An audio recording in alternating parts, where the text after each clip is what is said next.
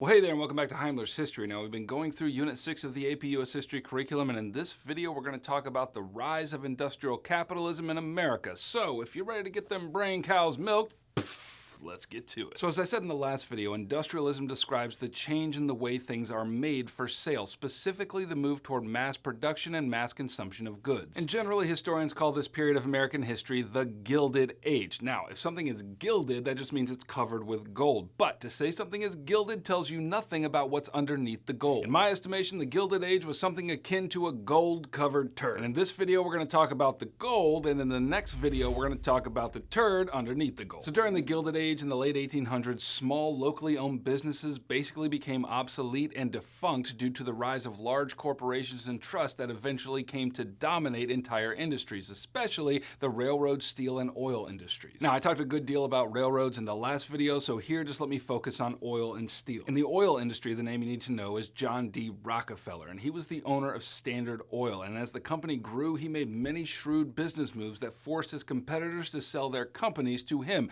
thus eliminating the competition. By the late 1880s, Standard Oil controlled almost 90% of the oil industry. Now, this particular practice of consolidation was called horizontal integration, and by definition, this just means that one company eventually buys out all of its competitors until there is effectively no competition left. In the steel industry, the name you need to know is Andrew Carnegie. Carnegie, like Rockefeller, was a shrewd businessman and grew his company to the point where it dominated the steel industry, except Carnegie didn't consolidate his interests through horizontal integration. He was more of the vertical integration persuasion. Vertical integration is when a company acquires all the complementary industries that support its business. For example, over time, Carnegie was able to buy up companies that handled all parts of steel production, from mining companies to processing companies to distribution companies. Again, that means complete domination of the industry with little room for competition. Now, these industries and others like them grew so big and so powerful that they began increasingly looking outside the United States to gain control of foreign markets and resources. Now, at the end of the century, America is going to have the opportunity to become an empire by acquiring overseas territories, and we'll talk an awful lot about that in another video. But here it's enough to know that many Americans had no interest in America becoming an empire, since, after all, no small part of our birth narrative as a country had to do with breaking away from an empire. However, that was not the case with these industry leaders. They looked abroad to places like the Pacific Rim and Asia and Latin America, and they could see the opportunity to acquire new markets to sell stuff to people and new places from which they could acquire natural resources. So, the impetus for empire in America is going to include a significant influence from these leaders of industry. At this point, you can start to see the gold wearing thin and the turd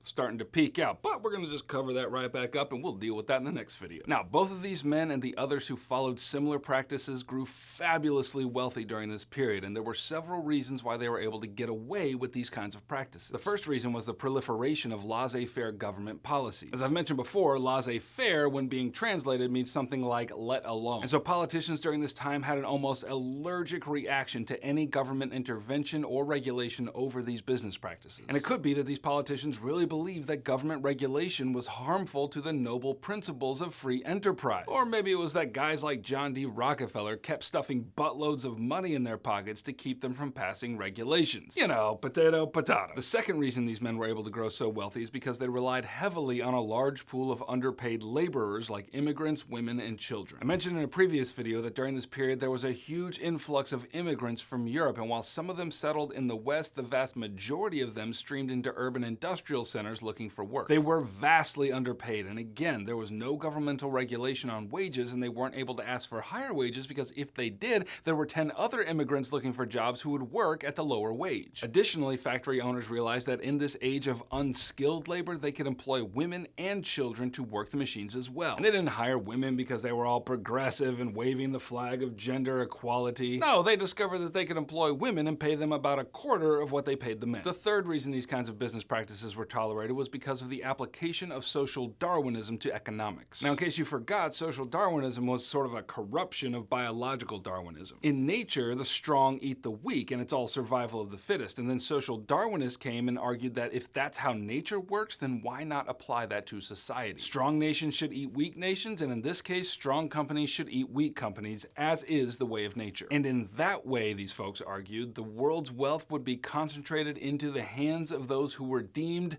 the most fit. Now, all of these were standard practices for men like Rockefeller and Carnegie and those who followed their example. However, it will be important for you to know that Carnegie mitigated these brutal practices through what he called the gospel of wealth. Carnegie argued that those with extraordinary wealth had a duty from God to invest their wealth back into society through generous acts of philanthropy. And this wasn't just a philosophical argument for him. Carnegie gave away something like $350 million to build libraries and concert halls and universities. So in that way, Carnegie had a little more gold than turd, but, you know, small victories. Now, you often hear guys like Carnegie and Rockefeller and Collins Huntington and Mark Hanna referred to by one of two titles. Some folks refer to them as the captains of industry, and of course that title presupposes a favorable opinion of them and their practices. On the other hand, you might hear them referred to as robber barons, and that would be the more negative connotation of their contribution to American society. And the decision on which label is more appropriate, I'm gonna leave to you. Well, thanks for watching. If you need more help on Unit 6, then click right here. Additionally, if you need more help getting an A in your class and a 5 on your exam in May, then you can click right here and grab a view packet. And lastly, if you want to consolidate Heimler's history as the industry of your APUSH review world, then go ahead and subscribe and I shall keep making videos for you. Heimler out.